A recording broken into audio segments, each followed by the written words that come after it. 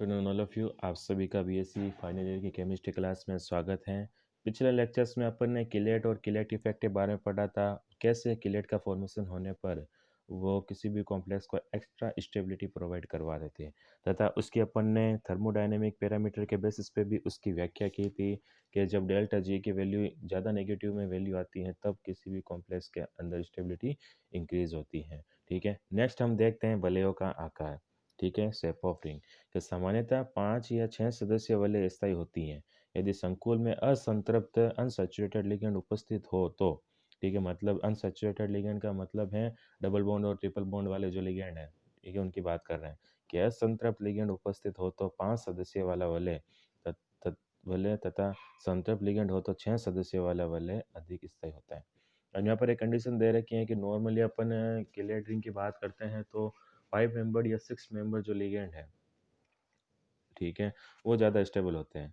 ठीक है, अगर अनसैचुरेटेड लिगेंड वाले लिगेंड मौजूद हैं किसी भी कॉम्प्लेक्स में तो 5 मेंबर जो रिंग होगी वो स्टेबल होगी।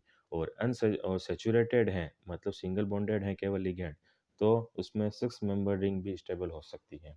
संकुल में वलयों की संख्या बढ़ने पर भी स्थायित्व बढ़ता है।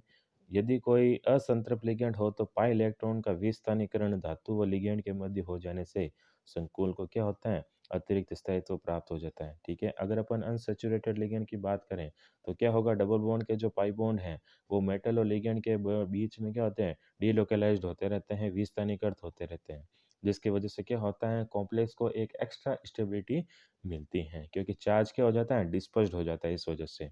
जैसे एसिटेल एसिनेटो की बात करें तो लिगेंड द्वारा निर्मित संकुल क्या है, जैसे कि देखते हैं तो इसमें क्या हो रहा है, जो पाई बॉन्ड है उसका यहाँ पर पाई इलेक्ट्रॉन का रोटेशन होता रहता है। ठीक है, और अनुनादी रेजोनेंस स्ट्रक्चर हमें मिलती है।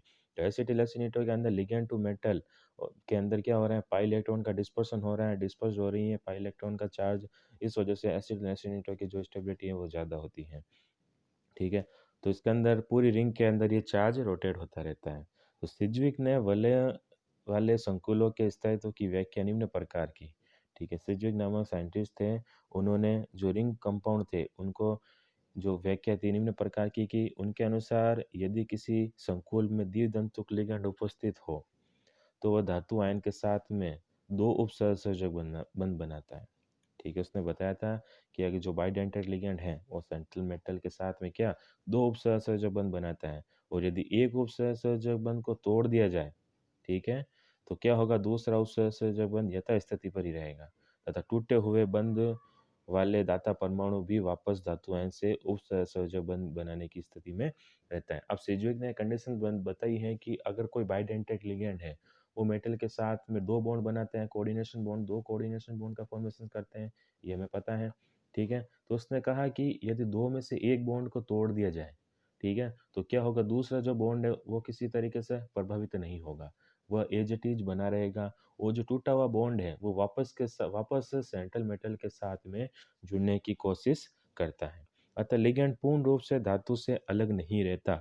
जबकि एक दंतुक लिगैंड की अगर अपन बात करें तो एक दंतुक लिगैंड में तो केवल एक ही उपसहसंयोजक बंध का निर्माण होता है, और उसे एक उपसहसंयोजक बंध को तोड़ने पर वह लिगैंड पृथक होकर क्या होता है, विलयन में चला जाता है और संकुल क्या हो जाता है, अस्थायी हो जाता है। ठीक है, तो रिंग फॉर्मेशन अर्थात बाइडेंटेड लिगैंड में दो उपसहसंयोजक बंध बनने के कारण अगर एक उपसहसंयोजक बंध टूट भी जाए तो जो बाइडेंटेड लिगैंड है वो कंप्लीटली सेंट्रल मेटल से सेपरेट नहीं होता।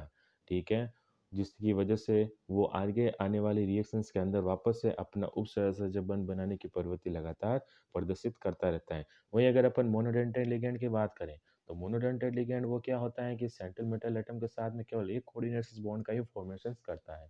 अब एक कोऑर्डिनेशन बॉन्ड है, वो ब्रेक हो जाता है तो क्या होगा, लिगैंड मेटल से पूरी तरह से अलग हो गया, और अलग होकर वो क्या होता है, विलयन के अंदर चला जाता है और जो कॉम्प्लेक्स है वो अनस्टेबल हो जाता है।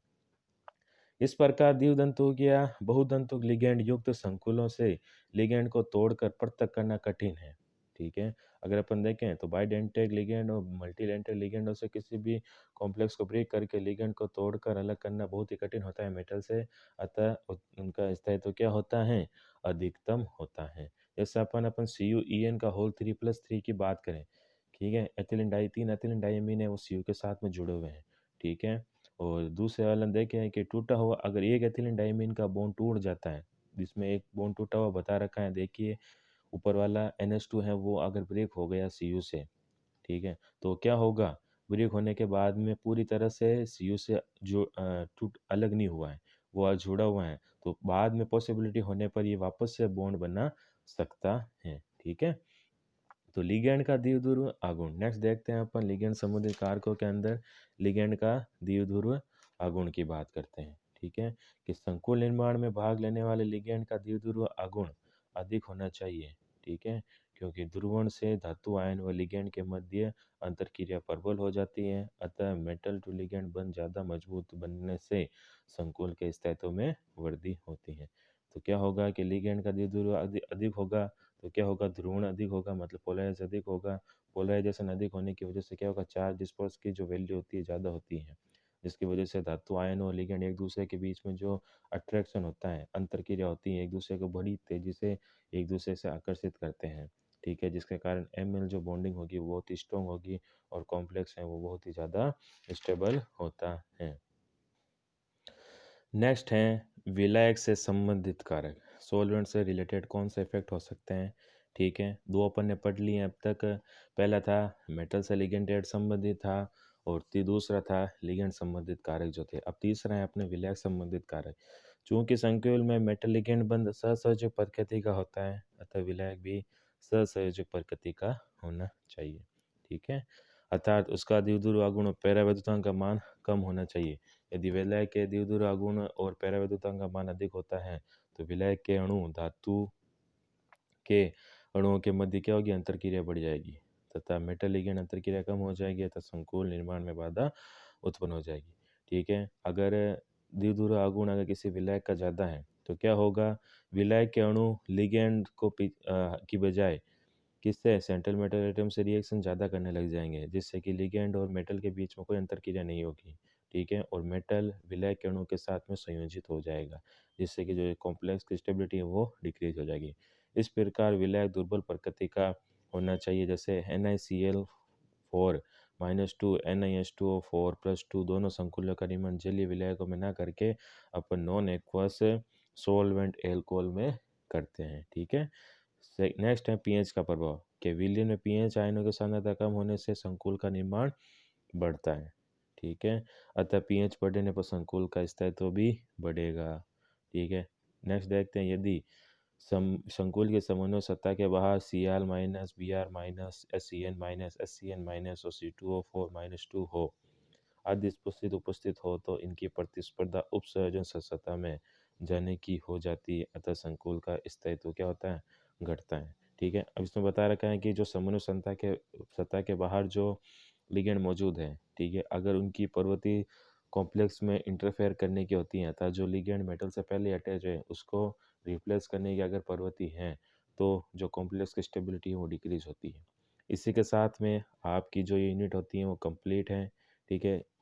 नेक्स्ट हम फिजिकल केमिस्ट्री के अंदर वापस से यूनिट स्टार्ट करेंगे। Thank you so much.